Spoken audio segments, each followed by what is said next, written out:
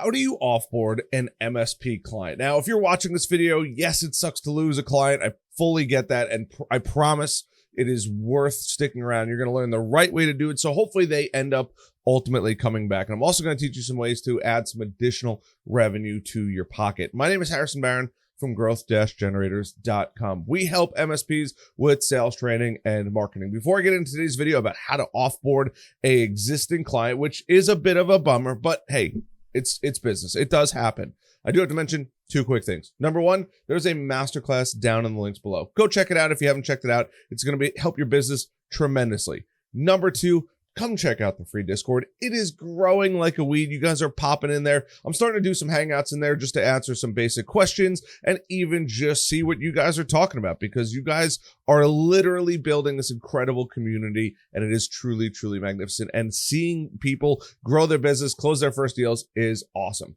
So let's talk about it. Offboarding your client. I mean, it sucks, right? At the end of the day, you really only have to give one thing, and that's just a piece of paper with their login credentials on it. Hey, this is yours. Best of luck. But you kind of have to do a little bit more, right? Because while, yes, you're offboarding them, there's probably going to be some things that have to happen behind the scenes. Now, full transparency. Don't be the MSP that is like all angry and just upset that you lost a client. It happens. It's part of business. There has never been a company in the world that has 100% customer retention. While yes, in the MSP world, customer retention is fantastic, reality is at some point or another, you are going to end up losing some clients. The easiest way to do it is this, but that's not the best way to do it, right? You could just give them all of the credentials, call it a day, and be done with it. The first thing is a pre-offboarding step, right? Start to communicate with the customer what you're going to be doing, right? They've probably identified somebody else, another MSP, that's going to be taking over their system. That's fine. Start that conversation with your client, what they're going to expect, what they're going to feel. And look, for the most part, MSP people are pretty cool people, which is why I love what I do. It's okay. They want to make it easy, and you never know. You might be taking client from another MSP at some point. Don't be a pain in the butt about it. It's okay. Communicate openly. Hey, this is what we got going on. This is what we do. Once they take over, it is fully their problem. So just start communicating with both your client and the new MSP. It doesn't have to be anything crazy. You're not going to be best friends with them. Make a quick phone call and call it a day. The second thing is start to review your contract, because you have to make sure that not only they're not voiding your contract, but you're not voiding your contract. And a lot of times a contract will have some kind of termination clause or something of that nature in there. Make sure you review yours, especially if it's been a couple of years. You're probably going to need to just double check it to make sure that you are still following probably your own contract. And then go through the data and assess it. What kind of data do you have? Is there data backed up on site? Is there data backed up at their house? Is there any additional passwords? And start to actually build out just the login credentials for everything that needs to be done. And hey, if you want to include network diagrams or anything like that, kudos to you for being a better person. It's not like you want to have anything happen to the other MSP. You could choose to give that information. You could choose not to give that information. Personally, it's very nice when somebody hands that over, but more than likely the new MSP is going to make, hopefully, a new one anyway. Next, you probably want to build some kind of offboarding checklist. You might not have one, and that's okay, but after the first offboarding, you're probably going to want to take note of what you did right, what you did wrong, and how to fix it. First, backup and data transfer. You want the new MSP to take over the data. You don't want ultimately anything to happen to your client. Remember, they have probably put a good amount of money in your pocket through the lifetime of them being with you. Don't be mean to the client. Like, there's no benefit out of it. It is what it is. Do backups, do the data transfers to the new MSP, talk to them about it, and just open up that clear line of communication. Number two, start pulling access from your system. Start removing agents from their system, so that way you have extra agents laying around, but also, hey, making sure that you didn't just give everyone admin access. You want to just be able to pass it on and let the new MSP do what they're going to do. It's pretty common for most MSPs to take over some kind of environment, especially when a tech guy's been in there. That's totally fine. Also, get paid. Don't forget, if they're ending their contract, make sure that you're still getting paid what you're supposed to get paid until the end of that contract. If they owe you money, make sure they still pay it. You're still doing your job, and you're also helping them with a smooth offboarding. Don't think like, oh, that last bit of money is completely gone. No, they're still a client until said date.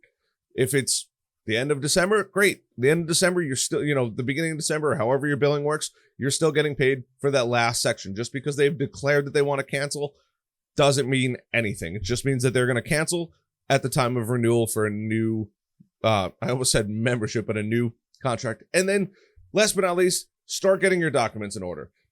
MSP is notoriously messy. There's tools like IT Glue and a ton of other ones out there.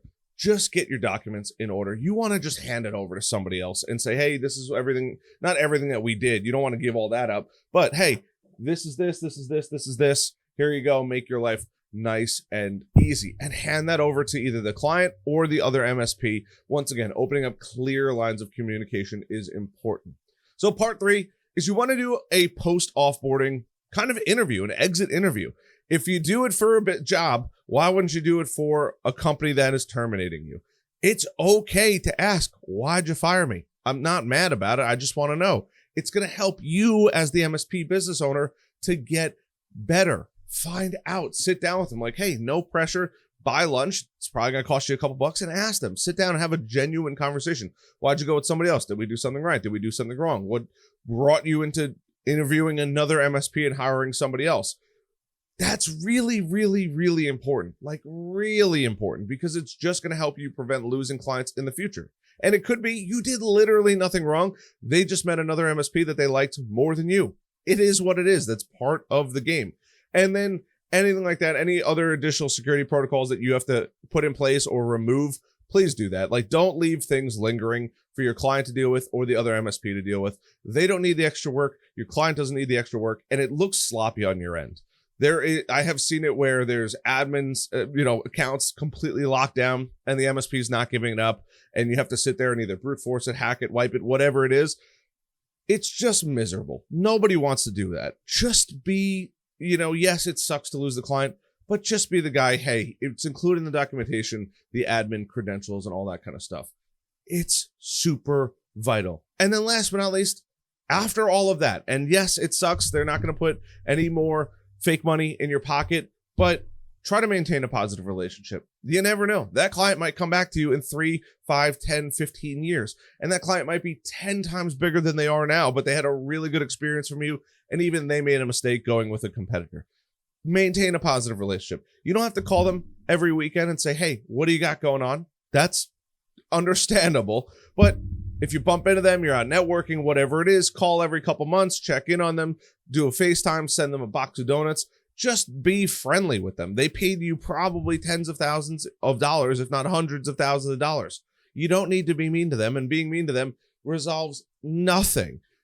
Oh, be open to it and network with them. Hey, what's going on? What do you like about them? What do you not like about them? What didn't you like about us? And just try to find information, have fun, network with them, invite them out to events that you're currently doing or you're attending, and build that relationship. It is not as bad as you think it is. Yes, losing out on all this sucks, 100%, but make it easy. Give it to the next MSP on a silver platter, and hopefully the next MSP that you kick off from another client, they do the exact same thing. There's no need for toxicity. Now, what happens if you deal with an MSP that's not giving you all the credentials? That sucks. Not gonna lie. It's not fun. You have to do a lot of work. You either have to wipe, you have to hack things, you're gonna have to get in access in certain areas. Hopefully the business maintains some kind of record that says, hey, this is this, this is this, this is this, or this is the last time we had an admin account. That is truly, truly, truly a pain in the butt. It doesn't benefit anybody. It doesn't benefit the current MSP, whether it's a full business or just one guy. That seems to be the current theme. It doesn't benefit them in any way. The client's going to be usually pretty pissed at them, and the client is going to smear their name everywhere. Don't add gas to the fire. It doesn't benefit you. It doesn't benefit the client. Do the best you can. Explain to the client what is going on, what the problems were and anything like that, or what you're currently dealing with and trying to get through certain things, and just let them know, hey, it's not that we're not going to be able to work on your stuff. It's just going to take a bit longer than we originally planned. That's okay. That's totally fine. That is a much better outcome and being full and clear communication with the client than I can't believe this person stinks, I hate this person, and just going down the list of just smearing their name in front of the client. Be the bigger person. I know it sucks. It's not the most fun, but be the client or be the MSP that you wish you took over or wish you were dealing with. Open communication, talk to the client, talk to the MSP, give them the documentation, make it easy for them. They don't want to make their life any harder, and it'll pay itself back. I promise you that.